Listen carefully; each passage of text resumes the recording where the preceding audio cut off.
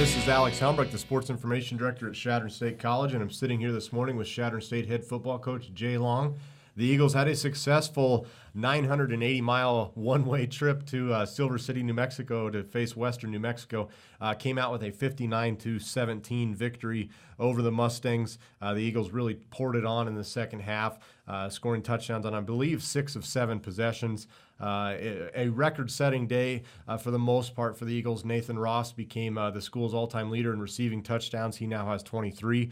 Glenn Clinton rushed for 242 yards, moves into second place all-time. He passes David Jones. Of course, Danny Woodhead rushed for nearly 8,000 yards here. Glenn is at 4,500. But no offense to Danny, those numbers are kind of video game-esque, and so Glenn certainly is happy with that number 2 mark. And then John McClain continued his strong play as of late. He's thrown for 70 career touchdowns. He ended the day tossing for 3 touchdowns and completed 21 and 29 passes. So, Coach, really a complete win. Yeah, when you look at it, going into the game, we knew that that Western Mexico had some athletes and they did some unique things on offense and defense. And when we came in, we knew we had to execute and put 4 quarters together. And I was really proud of how the guys answered that and went out there and played in a tough atmosphere and after the big travel and all that. The Eagles rushed for the 3rd highest rushing total in school history at 469 yards. As I said, Glenn had 242. Mike Madkins added 83 yards and a touchdown. Patrick O'Boyle had 2 carries for 66 yards at the second-string quarterback for the Eagles. And then Cody Paul added 65 yards on just 10 carries. So really a dominant performance up front from your guys on the offensive line. Yeah, one of the things that we talk about, as a team or as a coaching staff is, with Pat, the Pat Project, we call it. And, Pat, we want him to be a spark and want him to be something different. And, Pat, came in and we ran like a type of option scheme, I guess, with him, or a wildcat, however you want to call it. And he had a really good day, running the football also. And also another thing is he also converted on a 2-point conversion. And at that point of the game, that was a huge conversion. And Pat calls it. It's a check with me. If it's there, he runs it. If it's not, then we kick it. And it was a really good call by him and something that we're proud of, and definitely a guy we need to talk about today. Kyle Vinich also led the Eagles with 3 catches for 49 yards, had a long catch of 33 yards that set up a touchdown in the first half. As I mentioned, Nathan Ross continued his record-setting career here at Chadron State. The Eagles also got a good performance from Zach Smith, who's continued his strong punting as of late. He averaged over 48 yards a punt. And then defensively, we can't forget about those guys. Dylan Furrier led the team with 8 tackles, including a forced fumble that led to a CSC touchdown there in the third quarter as Western New Mexico, which really is a much improved team, was driving. And so that was a big momentum swing there for the Eagles. And then Jordan Jones, who's just making his second or third career start, had an interception and forced a fumble. He actually got a fumble recovery, forced fumble and interception, and what a huge day for a true freshman. He's getting more confident each week, and it's exciting to watch him.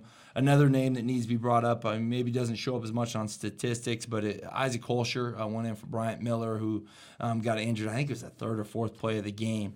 And Isaac was just really all over the place, playing with a lot of emotion, and definitely a guy that we recognized on Sunday as a guy that stepped in and did his job. The other one, defensive line-wise, is Aaron Olafemi. He's a guy that's really getting confident each week, and is starting to put pressure on that quarterback, and is a guy that is meeting the expectations that we have for him. So those are some names that definitely that did a good job defensively. With the win, the Eagles moved to 7-2 overall, 6-1 in the Rocky Mountain Athletic Conference, and they will host their final home game this Saturday against Fort Lewis. The Skyhawks are a lot better than they were last year. They only won 1 game last year. Brought in new coach John L. Smith. Football fans will be familiar with him. He was the head coach at Arkansas a couple years ago. The Skyhawks are currently 4-5 overall and are coming into the game with a lot of confidence. They've won 2 games in a row, 10-9 over Western State, and then a 27-24 decision over Adams State. So really, Fort Lewis is a team that you guys traditionally have kind of had your way with, but might not be the case this Saturday.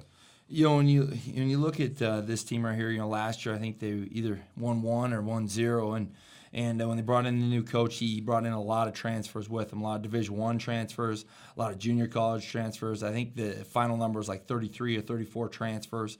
And when you look at them, they're playing much improved.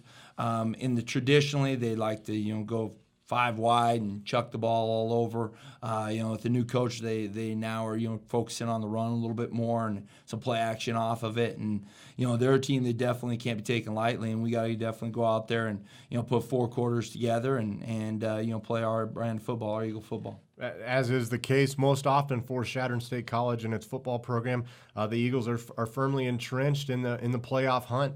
The regional rankings came out last Monday, and the Eagles were 7th. They haven't come out this Monday yet, but I would imagine the Eagles will be somewhere being that 6-7 range again.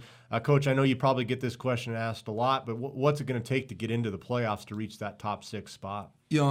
Right now where we're just focusing really on one game at a time. And this week we got Fort Lewis, and the biggest thing is we got to do is take care of business, because we have 2 losses right now, and if we take another one, then that hope is definitely gone. And all we can control is our effort on Saturdays, and we are guaranteed 2 more, and we'll see how it all shakes out there after that.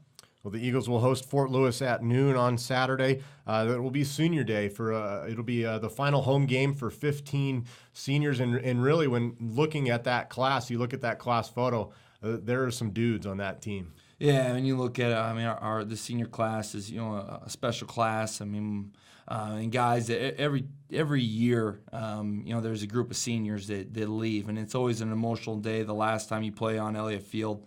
I know it's a feeling that I'll never forget. And once it's done, I know my dad once told me, he goes, it's always different when you look on the other side of the fence rather than being on that football field. And these guys realize that, and they definitely want their last home game on Elliott Field to be a special one. Well, it should be a good one. It's been a fun class to watch. Several 4-year starters in that mix. And so it'll be, as Coach mentioned, an emotional game on Saturday. It'll also be a good game. So the weather should hold out, and the Eagles will host Fort Lewis at noon. Thanks, Coach. Best of luck to you. Thank you. Appreciate it.